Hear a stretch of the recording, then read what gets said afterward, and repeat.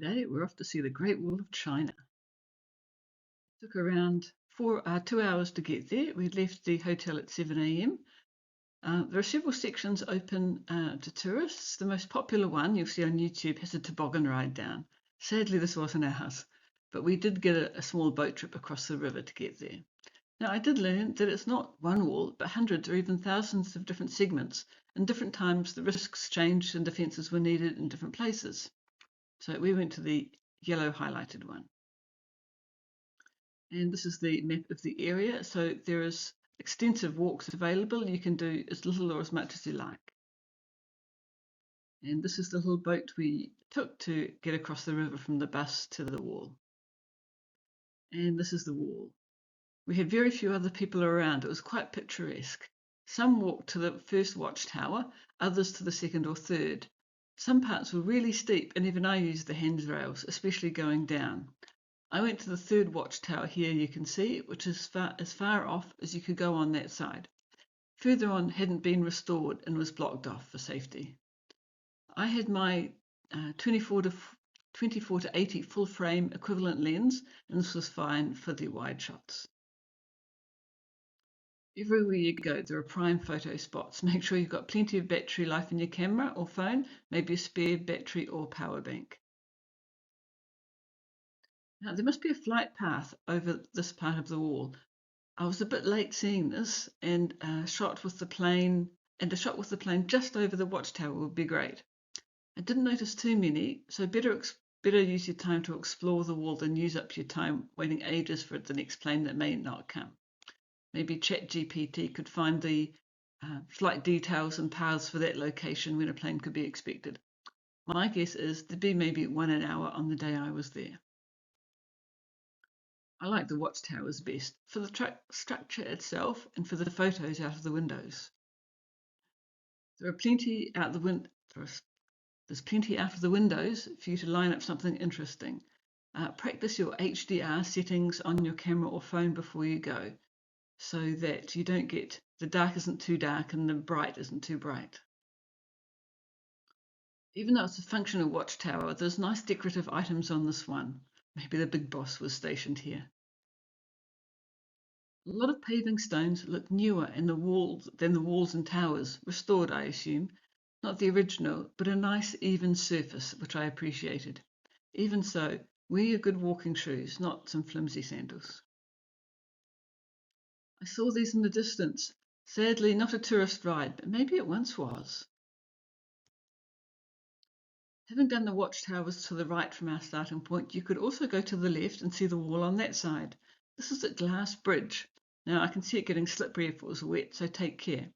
The wall went under, well, the remains of the wall is under the water here, and the idea was that you could still see it, but the glass wasn't that clean and there wasn't that much wall left where you could see it.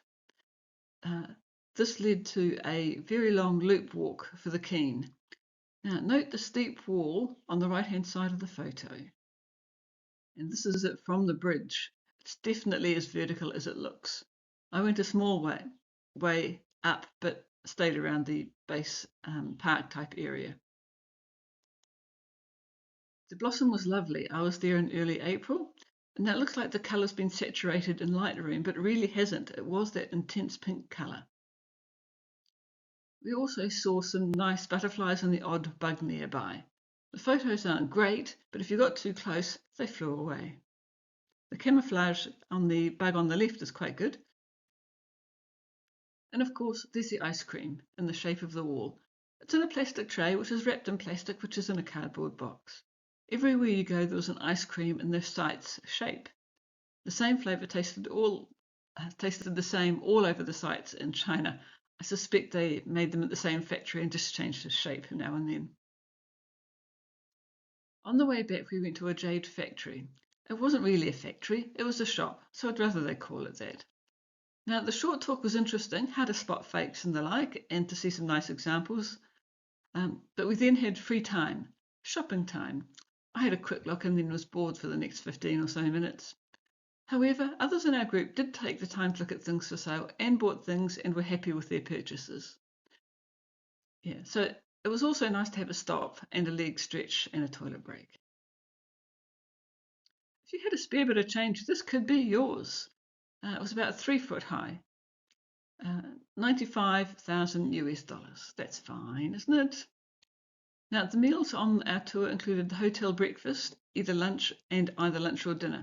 On this day, we got lunch, and there was an optional Peking duck for dinner. It was 180 yuan, which is around 44 New Zealand.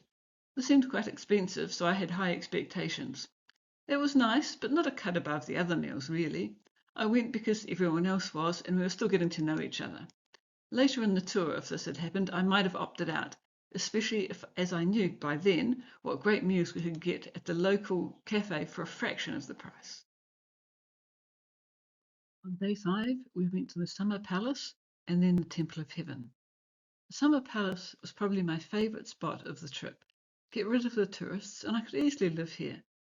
It started as an imperial garden in the 12th century, was expanded in 1750 into a luxurious royal retreat, destroyed in 1860 by the English and French in the Opium Wars, reconstructed in the 1860s by Empress Sisi, more foreign destruction in 1900, then restored and opened to the public in 1924.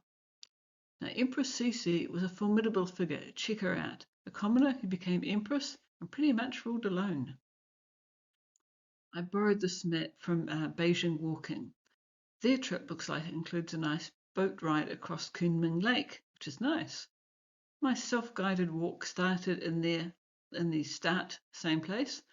I followed their blue line along to the marble boat, came back up to the Tower of Buddhist Incense as they did, and then I came back along the waterway to the Marco Polo Bridge.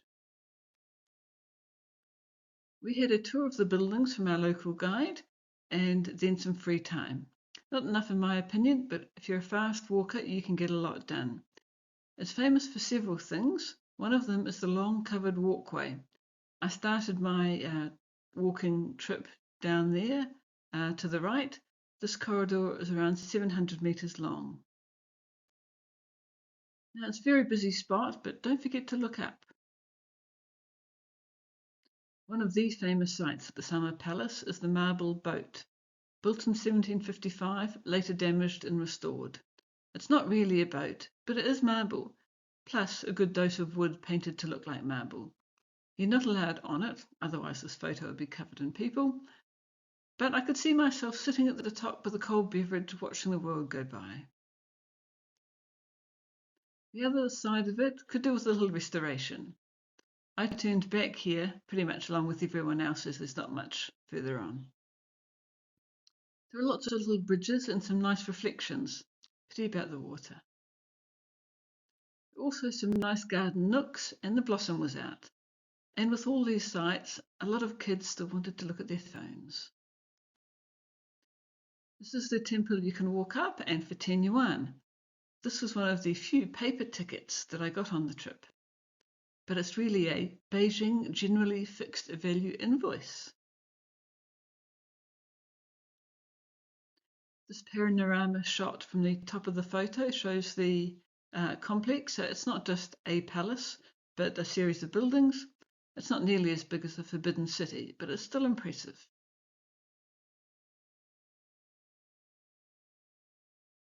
You can take a boat trip, either on a speedboat or more commonly this Chinese style boat. We were warned there wasn't enough time to do this. In the background you can see the lovely Marco Polo Bridge, called that by the Westerners as he praised it for its beauty in his writing. It's a bit of a walk to loop round to it. But when you get there, it's lovely. All those arches are great. This was our meeting spot to head back to Beijing and the Temple of Heaven. The official itinerary had the Olympic Village today, but that was swapped with the Temple of Heaven. This is the Temple of Heaven. It's really a complex of religious buildings constructed from 1406 by the same person who also built the Forbidden City. It was originally designed for emperors to perform annual ceremonies praying for good harvests. You can tell it represents heaven because it's circular, and the square buildings represent earth. The main hall, the Hall of Prayer for Good Harvests, was built without nails. Major reconstruction has happened since the 1400s, but this one is unchanged since 1749. You can see a little of what's inside some of the buildings.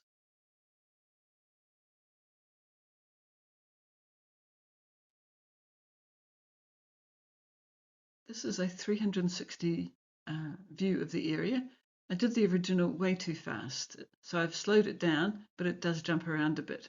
I'll learn for the next trip.